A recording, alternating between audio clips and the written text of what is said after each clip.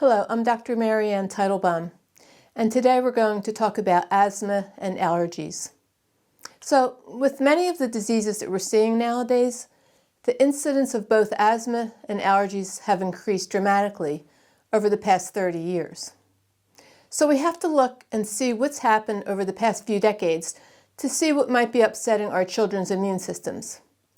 Lots of research points to the fact that while childhood vaccines have saved so many lives, they might be pushing the immune system beyond what would be normally expected.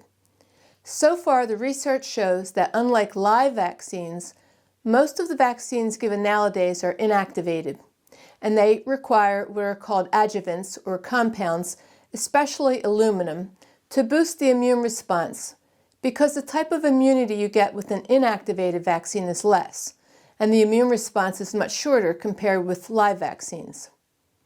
Aluminum is the most commonly used adjuvant in inactivated vaccines, and it triggers a strong immune response. However, how can that immune response be controlled?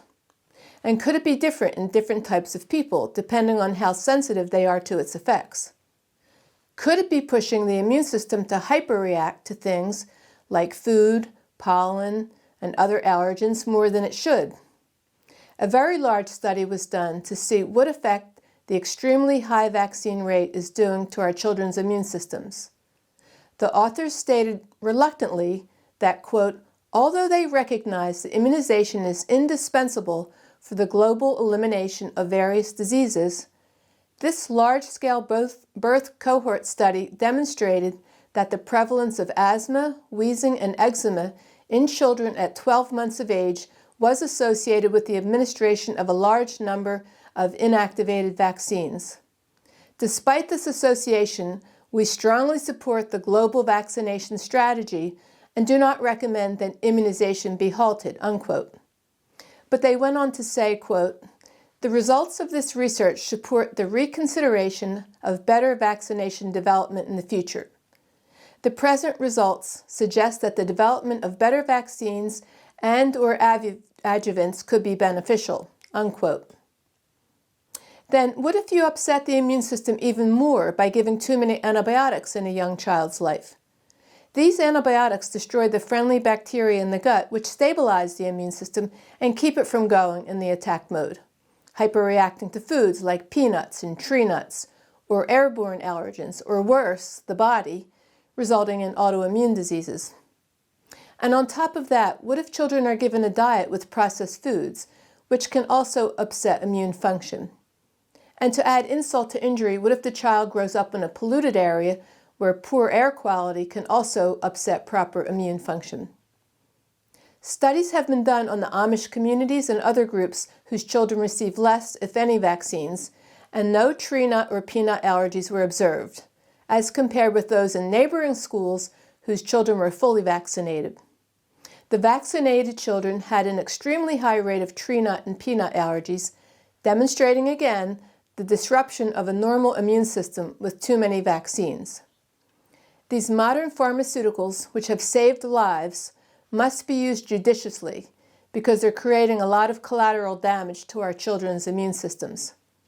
So let's look a little further and see what we can do now to undo the harm from an overzealous vaccination schedule combined with too many antibiotics and at times a poor diet and maybe living in a polluted area. Having said that, though, the children in the above-mentioned studies lived out in the country with hardly any air pollution, and their immune systems were still affected from the vaccines. So first, we must fix all three parts of the immune system. We must replenish the friendly bacteria in the gut, cool down the heat in the liver, which literally gets overheated from hundreds of acidic hot chemical toxins circulating through it, and we have to clean the bone marrow. The numerous chemicals and the heavy metals in the shots make their way into the bone marrow. And this is important to note because it's the bone marrow where the immune system cells are born. So toxins in this very delicate area could upset proper immune function. We're fortunate that my teacher and mentor, Vaidya Ramakant Mishra, developed herbal glyceride drops for the children, which we put a couple drops in water and they sip on it all day. These just contain the intelligence of the herb, without the child having to ingest the crude herbs, which are quite bitter and too strong for babies and young children to tolerate. He also developed transdermal creams where we can give the herbs through the skin, also very gentle for the children, while at the same time highly effective.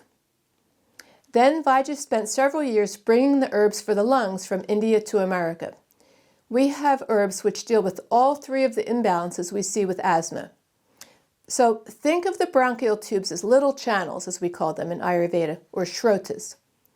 Air goes in and out of these physical channels, but with asthma, three things happen to these channels. They shrink, they get clogged, and they get inflamed. So let's see how we can remedy this.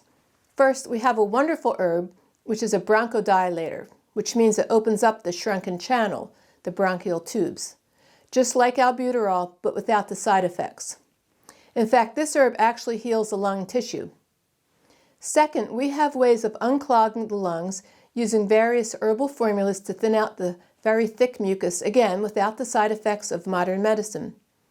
And finally, we have a very important herb which acts like a steroid, again, with no side effects, which means that the children can stay on it indefinitely to bring down the inflammation in the bronchial tubes so they can easily breathe again. While prednisone and steroid inhalers also bring down the inflammation in the lungs, they can also damage the lungs and create asthma. Plus, prednisone is too dangerous to be taken orally long-term. So here we have a wonderful substitute for it that you could stay on indefinitely. As a result, we have taken many children off their asthma medicines and inhalers. The same is true with allergies. By fixing the gut, the liver, and the bone marrow, slowly that allergic tendency will go away, whether the allergy is with foods or airborne or both. We just have to spend several months to a few years to recalibrate this hyperimmune system to bring it back to normal after being pushed by too many dozens of vaccines and or antibiotics. So now you can see, we have to learn how to use these powerful pharmaceuticals very carefully. You have to work with your doctor to limit their use to the absolute most important ones, while at the same time fixing the immune system as you go, pulling out the aluminum and slowly recalibrating the immune system by addressing the friendly bacteria in the gut, the liver, and the bone marrow after each introduction of a vaccine or an antibiotic.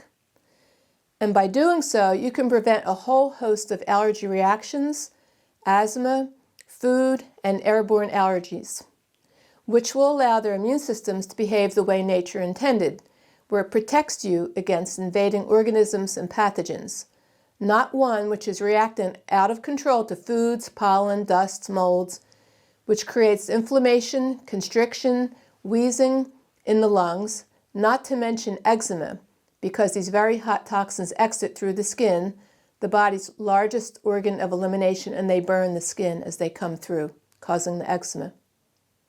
And not only will you prevent asthma, allergies, and eczema, but possible autoimmune diseases later in life.